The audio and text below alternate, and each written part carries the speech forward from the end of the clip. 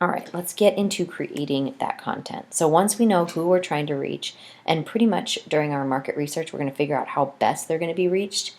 How do we do that? What's our next step with creating now this content? So successful campaigns will include a multitude of formats. You're not going to just stick with one and think of it as the end all get all for your campaign. A successful campaign will include all of them if needed. So once you determine what types of content you will use, which I have a list up here of about the top 10, once you've created that, you'll determine your primary offer. So for example, say you want to increase sales, that's not enough. Do you want more people to buy coffees, a certain type of coffee at your coffee shop? Do you want people to buy more of your, purchase more of your subscriptions? Do you want people to watch more of your content, read more of your content? What is your actual goal? You need to have a specific goal with this type of content. How are you going to kind of create this content, and then how are you going to measure how it's being used, right? So to ensure every element of your market campaign is set up to drive traffic to your ultimate target, whether it's a website or email newsletter subscriptions, whatever it is, you need to make sure that every element of your content, all of your content, is driving traffic to your ultimate target.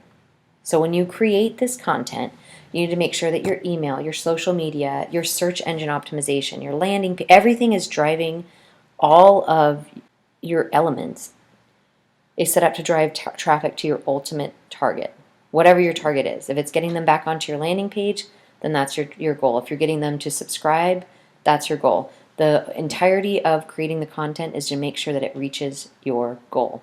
Even if it's coupons, if you do a bunch of Groupons, how businesses would do that is that are you going to be securing a year's worth of customers? Are they going to do 3 free kickboxing classes and then subscribe, love it so much that they're going to actually join in a year membership? That's what you want to do. What is your goal? And make sure that this content is meeting your goal. All right, so let's talk about step 6. That is launching the campaign. So you want to be aware of a fully integrated campaign. I have a picture here.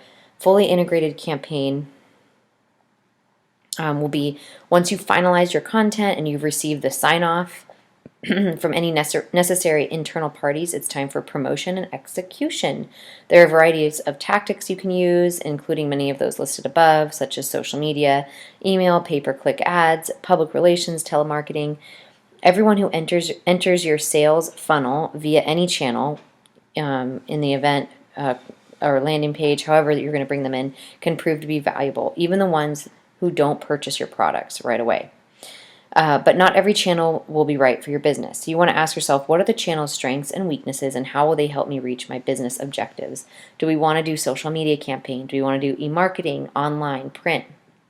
We want to make sure that the landing pages, so the landing pages, just to fully explain these would be your end-all, get-all like web page. So say if you are the owner of a coffee shop, the landing page is going to be your actually home page of your coffee shop, and you want to drag people there so they can see everything that you've got. Or if you're a vocalist, you want to bring people to your actual website that will showcase your, any kind of things that you're selling there. Are you selling tickets to an upcoming conference or concert? What are you selling? What are you trying to get people to do? If you're launching a product and you have an actual specific product page for a new product, then that's your landing page, and that's what you want to bring people to. So you need to identify your need.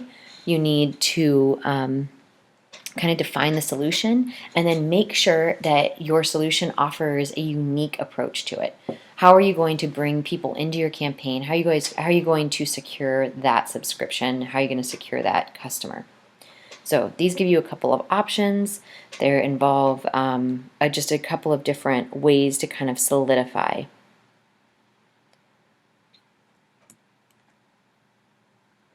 Okay, lastly, for step 7, you want to review your analytics.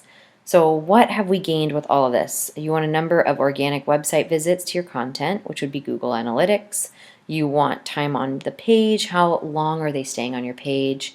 Email open rates and click-throughs. So all of those subscriptions, are they actually opening up your emails? If they're not, then you want to make sure that you're revising that. What's getting people to open up the email? Send a couple different options to your subscribers. See which ones are opened, which ones are not. Click-throughs and referrals from paid ads, that again will be Google Update or Google Analytics. Number of prospects earned at events, that'll be that'll be based on actual events when you actually have those. Engagement, so who's sharing and liking your social media posts. There's paid social analytics tools that will kind of simply measure it actually, or free analytics from social networking themselves that will offer those. But marketing campaigns are meant to be analyzed. So keep that in mind if you're worried about the analytics page, if it's not really showing a lot of positive proof after you've put so much work in. Be aware that this step is meant to be critiqued heavily because you want to know how to increase your engagement, how to increase click-throughs, how to get people to open up those emails if they're subscribers. You need to make sure that you're spending your money and your time on the right tactics to send the most effective messages. Here are some of the many ways you can analyze, like we just went over. Whatever you decide to do to track your campaign, maybe you want to use all of them. You want to make sure that you have enough information available to make the case for continued investment in whatever marketing strategy.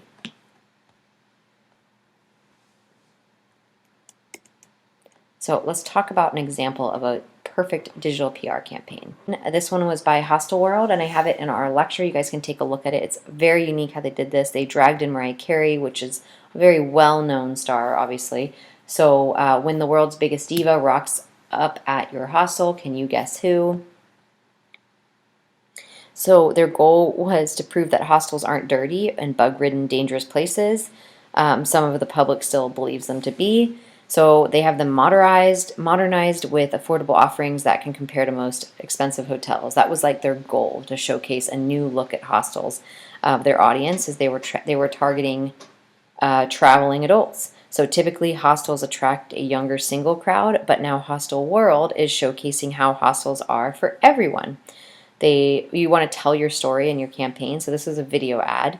No one will listen to Hostelworld itself promising that things are better, but they send out, even sending out a news release about the upgrades wouldn't reach much of an audience. Their plan was to bring somebody who could reach an audience, so where they brought in Mariah Carey.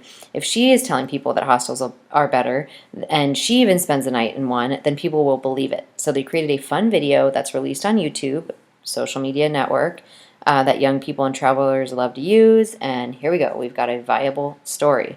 So the pitch to the media, in this case, a lengthy press release they would give, or an individual customized pitches might not be necessary, but they sent out a news blast or more informal email to reporters, making them aware that this video exists and providing them with background and a quote to use. And then you can see that Hostelworld used social media to create the anticipation for the release of the release of this video. So here's an example of a tweet. They tweeted 4 times total about the campaign, each time with flair and personality, and one expertly tweaked Mariah Carey lyrics. So it was kind of interesting how they themed the whole thing. It's hard to tell from the outside looking in what sort of follow-up they got, but the campaign is still well known today that some of the link building and outreach to the media regarding social shares has been reused a lot. Measure, the campaign video went viral almost immediately with 3.9 million views in the first week. So that's a good measure of success. So you want to take it a step further. Here are Digital Marketing Institute and the PR campaign if you guys want to take a look further. All right, thanks for tuning in.